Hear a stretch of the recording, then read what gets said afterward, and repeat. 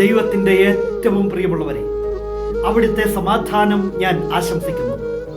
ഇന്ന് കർത്താവ് നമുക്ക് നൽകുന്ന ദൂത് സങ്കീർത്തനങ്ങൾ 102:28.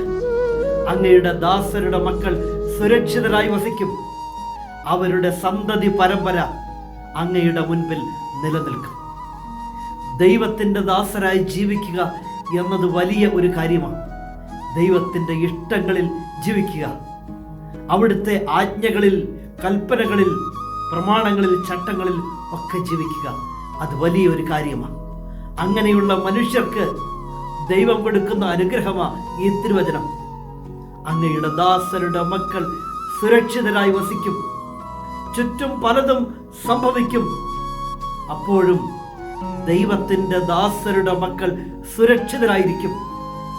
അവിടുത്തെ മാലാഖമാർ ആ മനുഷ്യർക്ക് ചുറ്റും ഉണ്ടാകും എന്ന് മാത്രമല്ല, അവരുടെ സന്തതി പരമ്പര, ദൈവത്തിൻ്റെ ദാസരുടെ സന്തതി പരമ്പര ദൈവത്തിൻ്റെ മുൻപിൽ നിലനിൽക്കും.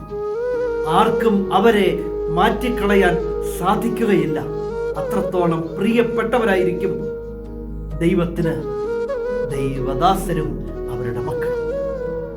അങ്ങനെയായിരിക്കാൻ കരുണാമയനായ ദൈവം നമ്മെ എല്ലാവരെയും സമൃദ്ധിയായി അനുഗ്രഹിക്കട്ടെ.